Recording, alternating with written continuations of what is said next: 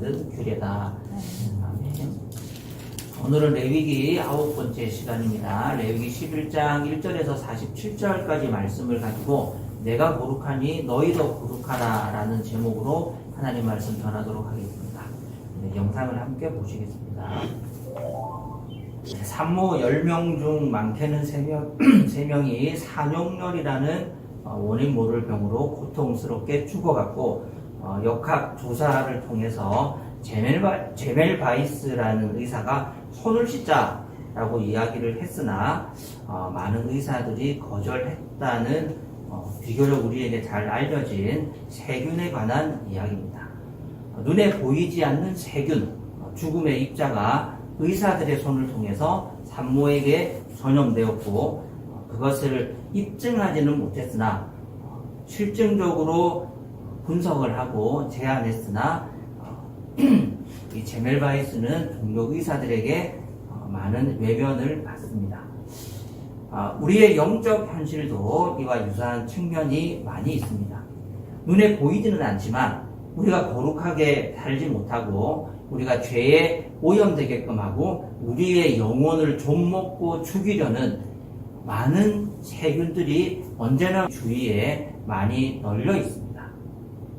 피로하고 불안하고 관계에 상처를 받고 신앙의 혼란 속에서 우리 역시 세상이 뿜어내는 수많은 영적인 죽음의 입자, 영적인 세균들의 무방비로 노출된 채 살아갑니다.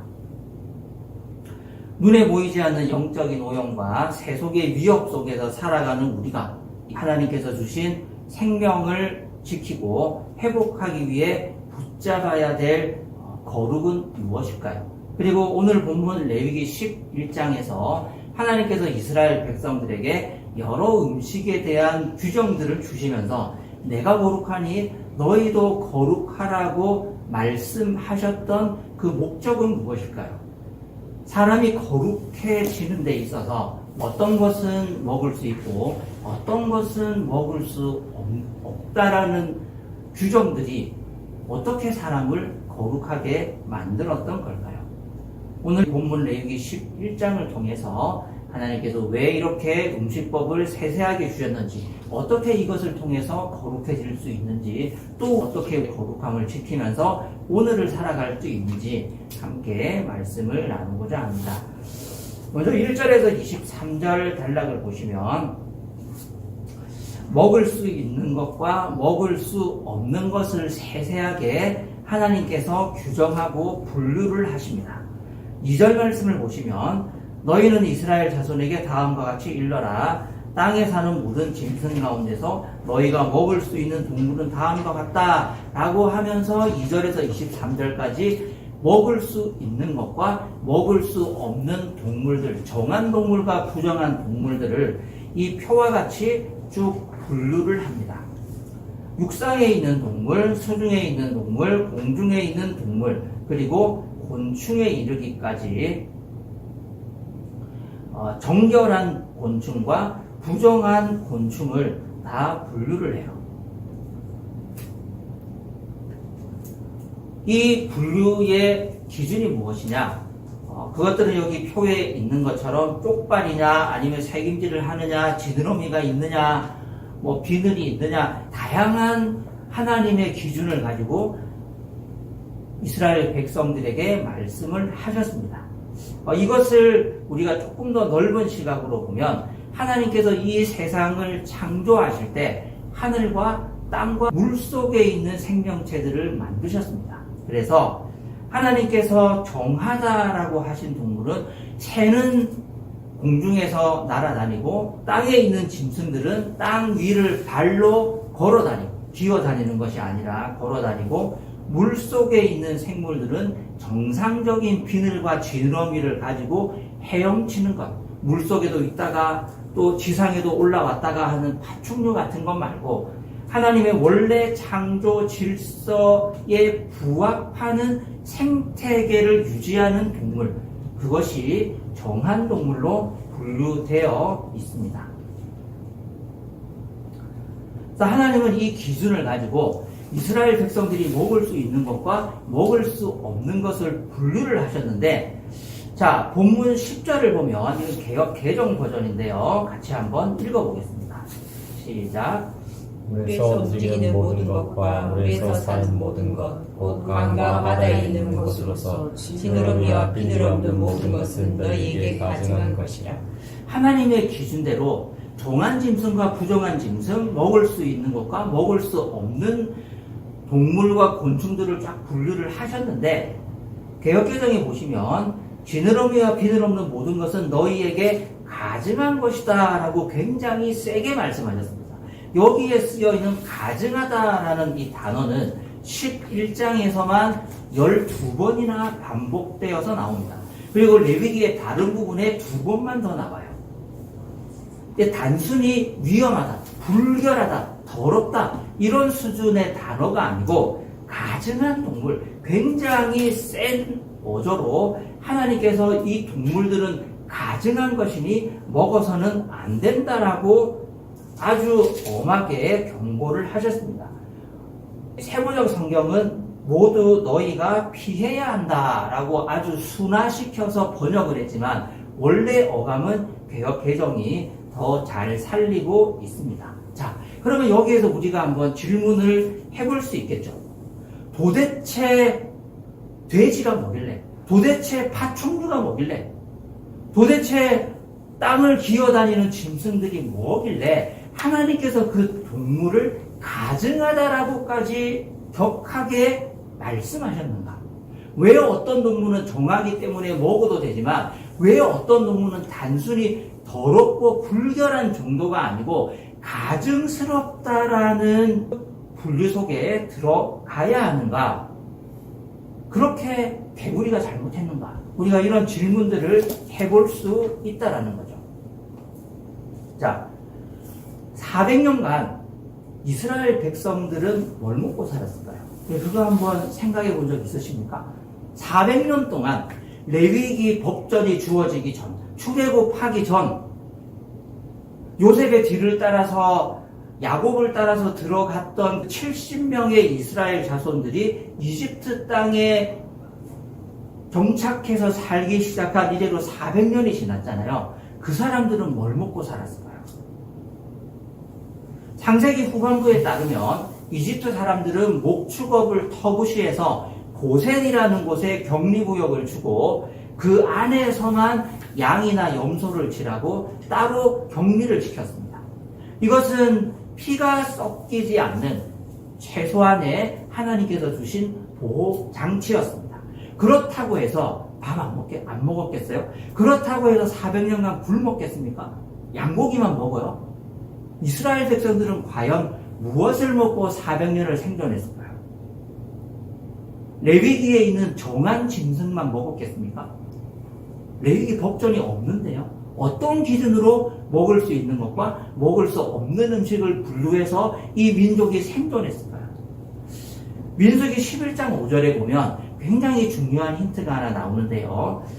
이집트에서 생선을 공짜로 먹던 것이 기억에 생생한데 그 밖에도 오이와 수박과 부추와 파와 마늘이 눈에 선한데 이곳 광야에는 아무것도 없구나 하고 민수기 11장 5절에 백성들이 모세에게 따집니다.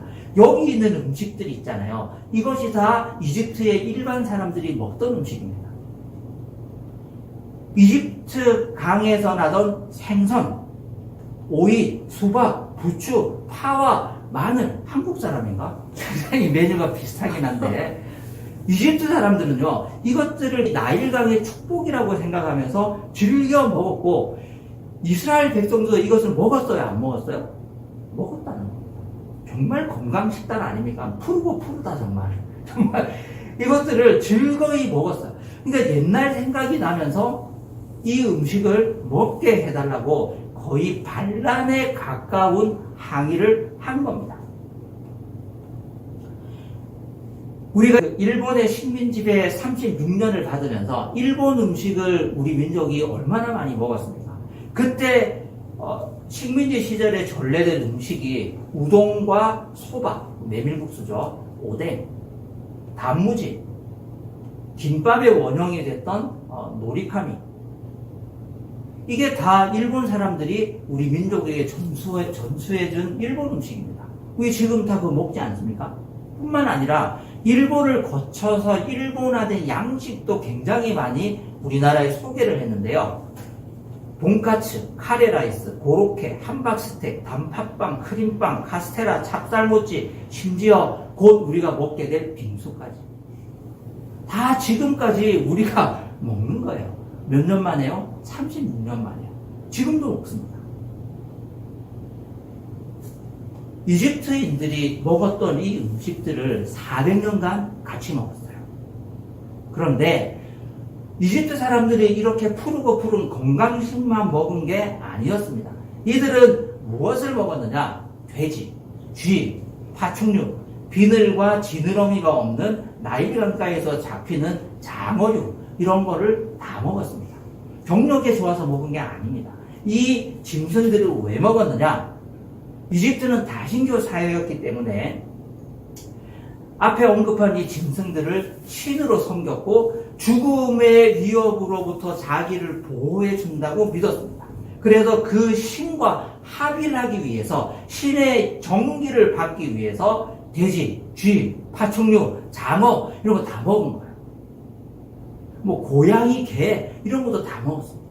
그래서 지금도 이집트 박물관에 가면 그들이 섬겼던 고양이 신상이 굉장히 많이 진열되어 있습니다. 이게 다 신이었어요. 그리고 그 신의 힘을 내가 받기 위해서 뭘 먹었다? 고양이, 개, 돼지, 파충류, 쥐 이런 거 다 먹은 거. 자, 여기서 다시 질문하겠습니다. 이스라엘 백성들은 여기 있는 건강식을 먹고 싶어서 폭동을 일으켰죠. 그러면 파충류, 개구리, 장어 안 먹었을까요? 이집트 사람들이 먹었던 그 음식을 400년간 같이 살면서 이스라엘 백성들은 먹었을까요? 안 먹었을까요? 이 사람들이요, 이것들을 먹었을 가능성이 굉장히 커요. 그걸 먹으면서 종교적인 영향을 안 받았을까요? 아, 이것은 음식일 뿐이야. 우리는 아브라함과 야곱과 요셉이 섬겼던 그 조상, 우리 야훼 하나님만 섬겨. 우리는 음식으로 장어를 먹을 뿐이고, 우리는 음식으로 개구리를 먹을 뿐이고, 쥐를 먹을 뿐이고, 아, 그것은 종교와는 상관이 없지. 라고 생각하면서 어떤 종교적 영향도 받지 않았을까요? 정말 400년 동안 이스라엘 사람들은 닭과 우동, 돈까츠를 한 번도 먹지 않고, 단무지를 먹으면서 종교적인 영향을 안 받았던 걸까요? 이게 말이 되겠습니까? 하나님이 이 음식들을 먹어라, 먹지 마라 하고 분류해 놓으신 이유는 숨은 목적이 있습니다. 그것은 바로 400년간 묻어있던 이집트의 때를 벗기는 겁니다. 돼지가 잘못해봐야 뭘 그렇게 잘못했겠어요? 파충류가 잘못해야 뭘 그렇게 잘못했겠습니까? 그것들을 먹지 않아야 하는 이유는 이집트 사람들이 그것들을 신이라 생각하고 숭배하면서 그 음식을 일상의 식단에서 먹으면서 그 신과 합일하고 교합하고 신의 정기를 받고 영기로 충만해진다고 믿었기 때문에 이제 구원받은 이스라엘 백성들, 출애굽한 이스라엘 사람들은 그것들을 먹으면 안 되는 거예요. 거룩은 단절입니다. 이전에 400년간 익숙해 왔던 것들로부터 내가 끊어지는 것, 단절되는 것, 완전히 분리되는 것, 그것이 바로 거룩입니다. 구원받고 신앙생활 하면서 무엇을 믿고 있습니까? 십계명도 믿고 신앙 고백도 하고 하나님 말씀대로 믿고 있습니다. 천만에요. 우리는 무엇을 믿느냐면 우리 할아버지, 증조 할아버지, 아버님이 믿었던 그 생각과 가치관과 사고 방식을 믿고 있는 거예요. 우리는 매일의 식탁에서 할아버지, 할머니, 아버지, 어머니와 함께 지금도 밥을 먹고 있습니다. 그걸 못 끊는 거예요. 예수 믿기 전에 내가 영향을 받았던 것, 내가 철들기 전에 우리 한국 사회로부터 영향을 받았던 것, 우리 부모님으로부터 영향을 받은 것, 내가 타고난 기질, 그것을 믿고 숭배하고 그 습관대로 살아가고 있다니까요. 그것으로부터 단절되지 않는 이상은 우리는 거룩해질 수 없습니다. 하나님 말씀대로 사는 것 같습니까? 십계명대로 사는 것 같습니까? 하나님께서 우리에게 내 이웃을 내 몸과 같이 사랑하라고 주신 그 계명대로 내가 거룩하니 너희도 거룩하라고 주신 그 말씀대로 사는 것 같습니까? 아니요. 우리는 먹던 것을 먹고 습관대로 사는 겁니다. 의식적으로 매일 밥을 먹을 때마다 엄마 오늘은 개구리 반찬이네. 이거 아론 할아버지가 파충류 먹지 마라 그래. 양손이 안 된다 그러는데 다른 반찬 줘. 그렇게 매일 삼시세끼 밥을 먹을 때마다 그것이 눈에 밟히고 거슬리고 불편해야 되는 거예요. 그래야 거룩해집니다. 그래야 단절할 수 있습니다. 기질대로 살아요. 우리 아버지가 살았던 대로, 어머니가 가르쳐 준 대로 나는 의식하지도 못하지만 내 무의식 중에 남아있는 습성대로 하나님을 섬기고 신앙생활을 하고 인간관계도 맺고 그렇게 일상생활을 살아요. 그것들이 불편해지지 않는 이상은 그것들과 단절되어야 한다는 강력한 외부의 개입. 너 그렇게 사는 거는 불편한 것, 더러운 것, 부정한 정도가 아니고 그것은 가증스러운 거야. 단순히 더티한 게 아니고 그것은 미워해야 되는 것이고 사악한 것이야. 그 정도의 경각심이 우리의 삼시세끼 식탁 위에 매일 올라오지 않는다면 단절이 안 되고 있는 거예요. 매일 무엇을 마시고 무엇을 섭취하고 먹고 살아가고 계십니까? 내가 의식하지 못하고 있는 이 세상의 거짓된 가치관과 정욕의 양식입니까? 아니면 내 영혼을 살리기 위해서 하나님께서 이유는 알 수 없지만 좌우지간 양과 염소가 소가 정결한 것이다. 고기를 그것만 먹어 라고 말씀하신 하나님의 진리의 말씀입니까? 우리 일상에 들어오는 모든 것들을 믿음의 눈으로 분별하는 것, 그것이 바로 거룩의 첫걸음이에요. 두 번째로 24절에서 40절 말씀을 보시면 죽은 동물의 사체와는 접촉해서는 안 된다라고 했는데 거룩은 무엇이냐? 그것은 우리의 생각이 변화하는 것. 24절 말씀을 보시면 이런 것들이 너희를 부정타게 한다. 이런 것들의 주검을 만지는 사람은 누구나 저녁 때까지 부정하다라고 했습니다. 이것은 고의적으로 동물의 죽은 사체를 만지는 경우에도 해당이 되고 무의식 중에 알지 못하고 길을 가다가 발에 뭐가 탁 걸렸는데 로드킬을 당한 강아지네? 그래도 그 사람은 부정한 거예요. 이 단락으로 넘어오면 앞선 단락에 12번이나 반복되었던 가증하다라는 단어는 사라집니다. 그렇게까지 이것을 심각하게 다루지는 않으시는 거예요. 다만 부정하니 옷을 깨끗이 빨고 몸을 씻고 정결하게 하는 정결례를 치러야 한다라는 경고 정도로 하나님께서 이 말씀들을 주셨습니다. 왜 죽은 동물의 사체와 죽은 것과 의식적이든 무의식적이든 접촉해서는 안 되었을까요? 고대 이집트를 비롯한 이방 종교의 세계관은 특별히 이집트가 굉장히 심한데요. 죽음 및 사후 세계와 매우 깊이 밀접해 있었고 산자가 죽음의 영역과 소통하려는 갈망을 굉장히 강하게 띠고 있었습니다. 이집트인들은요, 악령이나 죽은 조상과 소통을 하고 그 신비한 힘을 자신에게 주입하기 위해서 짐승의 피를 마시거나 지하 세계와 연관된 특정 생물들과 접촉하려는 강한 열망을 갖고 있었어요. 우리가 가장 대표적으로 아는 것 뭐가 있습니까? 미라, 피라미드. 이게 전부 다 사후 세계와 접촉하려는 강한 종교적인 열망이 나온 건축물들이에요. 그래서 이집트 사람들은 삶과 죽음의 경계가 불분명하고 오히려 살아있는 사람들조차도 죽음 이후의 세계를 굉장히 동경하는 종교적인 의식이 강렬했습니다. 전설에 따르면 예수님이 승천하시고 난 다음에 12제자 중에 한 명이었던 도마 사도가 이집트 쪽, 아프리카 쪽으로 선교를 하러 갑니다. 전설이에요. 그런데 도마 사도가 굉장히 절망했다 그래요. 왜 그랬냐면 이집트 사람들이 이미 사후세계를 다 믿고 있더라는 거예요. 사후세계 이후에 천국과 지옥으로 갈린다는 것도 이들이 다 믿고 있는 거예요. 우리고 2000년 전부터 알고 있었는데 니네 어느 신흥종교냐? 예수님의 가르침을 복음이라고 선포했는데 우리 그거 다 알거든요. 반응이 이렇더래요. 그래서 이 도마 사도가 굉장히 낙심하고 더 열심히 기도하고 선교했다라는 전설이 그 기록이 남아 있습니다. 그만큼 이집트는 죽은 것에 대해서 거리낌이 없고 오히려 그것들을 잘 미라처럼 보존해서 보관하고 큰 무덤을 지어서 끊임없이 소통하려고 했습니다. 하나님 외에 사체에 손을 대지 말라고 했겠습니까? 성경을 너무 위생학적으로 보면 안 됩니다. 죽은 사체에는 세균도 많고 곰팡이도 있고 불결하기 때문에 손을 대어서는 안 된다. 위생적으로는 그것이 맞을런지는 몰라도 성경적으로 꼭 그런 이유는 아닐 거예요. 400년간 생과 사의 경계가 불분명한 문명권에서 살았습니다. 이제 그렇지 않다는 거예요. 산 것은 산 것이고 죽은 것은 죽은 것이고 두 번 다시 이 길은 건너갈 수 없습니다. 그렇기 때문에 죽은 사체에 손을 대어서는 안 되는 거예요.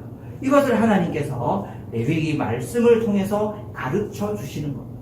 이것은 세계관의 변화입니다. 산 것만이 중요하구나. 호흡이 있는 것이 중요하구나. 우리가 호흡이 있을 때 거룩하게 사는 것이 중요하구나.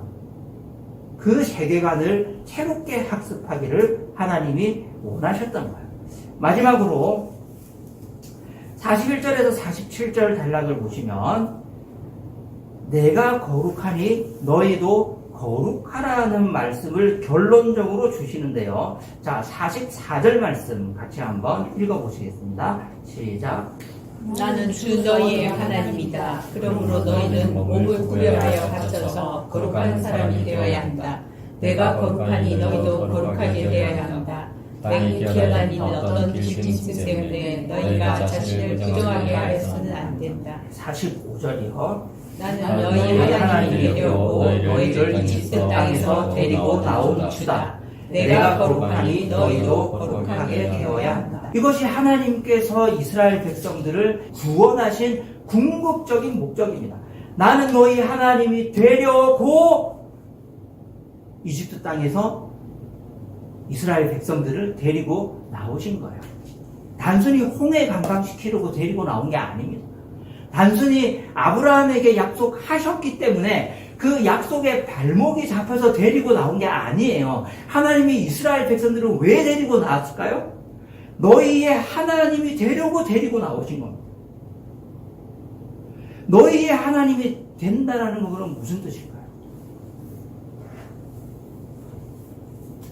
탈출만 하면 되는 것이 아니고 출애굽만 하면 되는 것이 아니고 홍해만 건너면 되는 것이 아니고 예수 믿고 세례만 받으면 되는 것이 아니고 하나님을 주인으로 모시고 그 주인의 방식대로 하나님의 방식대로 이 세상을 보고 하나님의 말씀대로 이 세상을 살고 하나님의 말씀대로 거룩해지는 것, 그것이 곧 하나님이 너희의 하나님이 된다라는 의미입니다.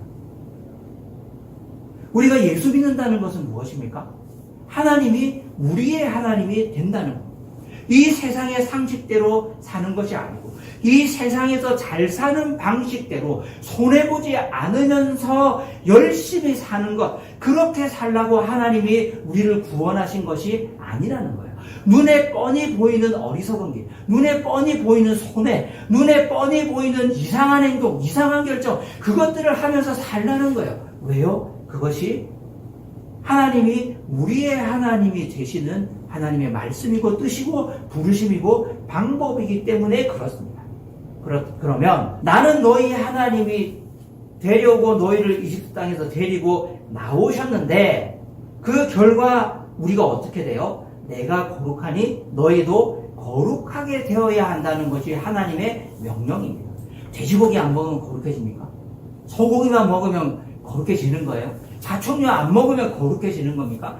내가 음식을 먹는 것과 거룩해지는 것이 어떤 상관관계가 있습니까? 음식을 먹는 것과 건강해지는 것은 인과관계가 있죠. 하지만 정한 짐승을 먹는다고 해서 사람이 거룩해지는 것은 아니지 않습니까? 나 오늘부터 우동, 덴뿌라, 닭강 이거 일본이 남겨둔 음식 다 안 먹는다. 그거 안 먹는다고 예수 잘 믿나요? 그거 안 먹는다고 막 애국심이 올라갑니까? 그건 아무 상관이 없잖아요. 여러분 여기 45절 마지막 구절은 굉장히 의미 깊은 하나님의 명령입니다. 앞에 먹어야 될 음식과 먹지 말아야 될 음식, 그리고 사체에 접촉해서는 안 된다는 규정들, 이것들을 쭉 말씀하시고 나서 이렇게 살면 내가 거룩하니 너희도 거룩하게 된다라는 이 말씀이 도대체 무슨 상관이 있냐고요. 도대체 돼지 안 먹고 소 먹는다고 궁금해질 것 같으면 소만 먹고 살지. 사람이 거룩해지는 게 그렇게 간단한 방법이라면 신앙생활하는 게 너무 쉽지 않겠습니까? 사람이 하나님처럼 거룩해진다는 것은 창조주와 같은 신, 갓이 된다는 뜻이 아닙니다. 우리가 어떻게 하나님처럼 되겠습니까? 우리가 어떻게 신과 같이 될 수 있겠습니까? 돼지고기를 먹지 않고 소고기를 먹는다고 어떻게 하나님처럼 거룩해질 수 있겠습니까? 내가 거룩하니 너희도 거룩하게 되어야 한다라고 할 때 거룩하게 되라는 이 명령은 무엇이냐면 이 세상의 세균으로부터, 이 세상의 죄악으로부터 자신을 분리하고 성령의 도우심을 받아서 매일매일의 일상, 우리가 먹는 삼시세끼의 식탁에 하나님께서 명령하신 반찬이 있나 없나, 하나님께서 먹지 말라고 하신 반찬이 실수로 올라오지 않았나, 그것을 매일매일 우리가 먹는 밥상머리에서 체크하는 거예요. 매일 우리가 출근하는 직장에서 분별하는 거예요. 우리가 맺는 인간관계 속에서 그것들을 확인하면서 살아갑니다. 하나님의 사랑과 공의의 성품을 훈련하면서 식탁에서, 직장에서, 관계 속에서 우리의 성품을 훈련하며 살아내는 것, 그것이 바로 성경이 이야기하는 거룩한 분리입니다. 우리의 인격 속에 하나님의 거룩한 성품이 녹아들기를 간절히 바랍니다. 우리의 말과 행동과 윤리적인 선택과 세계관과 인격 속에 이 하나님의 거룩함이 깃들 수 있기를 간절히 바랍니다. 서론에서 말씀드렸던 제멜바이스는요, 그가 손 씻기를 병원에 강력히 지시한 직후 병원 산모의 사망률을 18%대에서 1%대로 뚝 떨어뜨렸습니다. 그런데 동료 의사들은 이 제멜바이스를 극도로 증오하고 혐오했습니다. 결국 병원에서 쫓아냈고 제멜바이스는 정신병원에 수감이 됐고 상처를 통한 세균 감염으로 정신병원에서 폐혈증에 걸려서 세상을 떠났습니다. 오랜 시간이 흐른 뒤에 세균학이 발달하면서 제멜바이스의 발견이 얼마나 혁명적이고 인류를 살리는 위대한 발견이었는지 증명되고 재평가를 받고 어머니들의 구세주라는 별명으로 불리며 깊이 존경을 받았으나 생애의 마지막은 비참하기 짝이 없었습니다. 거룩을 지키기 위해서 세상과 구별된 삶을 사는 것, 유별나게 사는 것은 세상의 조롱을 받고 억울한 외로움을 겪는 일일 수도 있습니다. 거룩하게 살기 위해서 내렸던 모든 결정이 어리석은 것처럼 보이고 한심하기 짝이 없는 결정처럼 보일 수도 있습니다. 오히려 세상은 이렇게 이야기할 수 있습니다. 적당히 섞여 살자. 야, 마늘도 먹고 부추도 먹고 그런 거 다 먹는다며. 근데 왜 개구리는 안 먹나? 골고루 먹어야지. 적당히 섞여 살라고 우리를 유혹합니다. 그러나 매일 영적으로 손을 씻는 일, 그 구별과 분별과 거룩함만이 내 영혼을 살리고 내 가정을 살리고 병든 이 시대를 살려내는 유일한 생명의 길입니다. 하나님은 오늘도 말씀하십니다. 내가 거룩하니 너희도 거룩하여라. 이 말씀을 기억하시고 오늘을 거룩하게 분별하며 살아내기 위해서 몸부림치는 우리 모두가 될 수 있기를 간절히 바랍니다.